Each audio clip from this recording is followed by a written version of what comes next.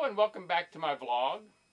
I learned, because this is the second shooting, that this is too long for any preliminary banter. So I won't go into why I chose this or why I'm reading or anything, just from Life 101 again. And it's your word and how to keep it. The agreements we make are always made with ourselves, and sometimes they include other people. In that sense, they are like relationships. All our relationships are with ourselves, and sometimes they include other people. Your word is one of the most precious things you own. Do not give it lightly. Once given, do everything within your power not to break it. A broken word, like a broken cup, cannot hold very much for very long. Does one broken agreement matter? One broken agreement is like a grain of sand. To a lake, one grain of sand is nothing. Gather enough grains of sand, however, and a lake becomes a swamp. Add enough more and it becomes a bog. Ever feel bogged down? Add enough more and it becomes a desert. Did you ever feel barren inside? Did you ever plant a dream and wonder why it did not grow? No, one grain of sand doesn't much matter, unless, of course, the winds of fate blow it back in your eye.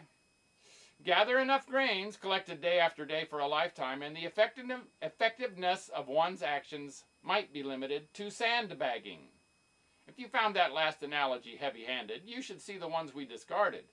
Your life might not mature beyond the sandbox. You may find yourself caught in a sand trap. If you break agreements with others, expect to get sand blasted. If you don't keep written agreements, they could turn into sandpaper. If you learn to swiftly sidestep agreements, you'll have quicksand. You may be visited by a wicked sand witch. They went on and on. Most of us, we certainly can, look back on a seemingly endless trail of broken agreements. That's a lot of sand. Is it then hopeless? Not at all. Declare your past broken agreements a beach and get on with your life. The techniques given in the chapters for giving and for getting are especially useful, as is the exercise in Heal the Past.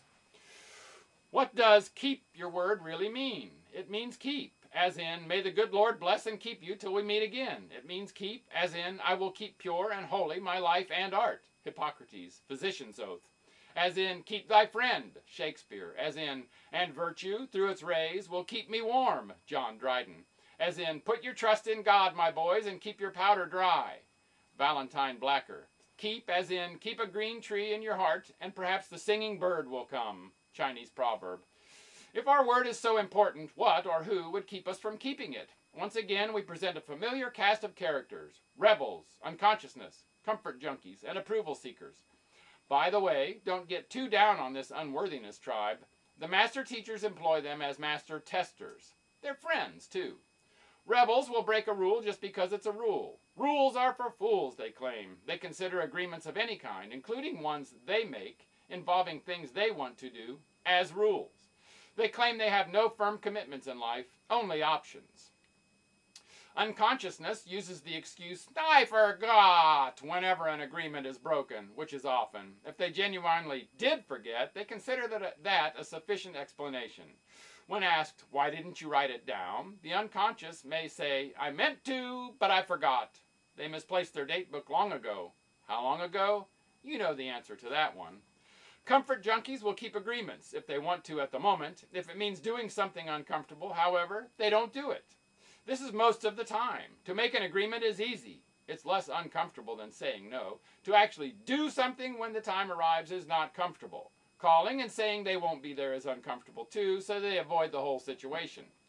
Approval seekers will agree to do something because when they do, they get approval. Their schedules become hopelessly overcrowded, making the keeping of all those conflicting agreements impossible. Their reasons for breaking agreements are excellent ones, however. Visiting the sick, feeding the homeless, designed to get approval even while breaking an agreement. How to keep agreements. A few suggestions. 1. Make only agreements you plan to keep. Learn to say no or maybe, or I'll get back to you, and do get back to them.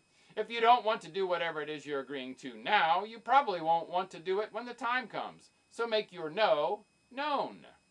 Make every agreement important. With each agreement, you give your word. Keep it sacred. Some play the game, this agreement is more important than that agreement. In terms of ramifications out there, that may be true. But inside yourself, each time you break your word, no matter how seemingly trivial the agreement, it costs. Keep the agreements you've made. Even if keeping an agreement is uncomfortable, outrageously expensive, or in some way seemingly prohibitive, keep it anyway. Doing this may show you, experientially, the wisdom of suggestion number 1. Slip sliding out of agreements at the last minute will only show you that you know how to slip slide out of agreements at the last minute. Most of us already know how to do that fairly well. 4. Write agreements down. Keep a calendar or date book. Record your agreements. Review the calendar at least once a day. Communicate. If a conflict arises and you may have to rearrange an agreement, communicate as soon as you discover the conflict. There are at least 2 ways to reschedule an agreement. Something more important than keeping my agreement with you has come up, so let's reschedule it. Or, we have an agreement and I'm willing to keep it, but I'd really appreciate it if we could move it to another time because something important has just come up. Which do you suppose is more accountable, courteous, and recommended? By the way, if you use the second approach, don't do it as a technique, mean it. If they say, I want you to keep your agreement anyway, be prepared to keep it. When you lovingly keep your word, keep it safe, keep it strong, keep it true. You will know the power of it.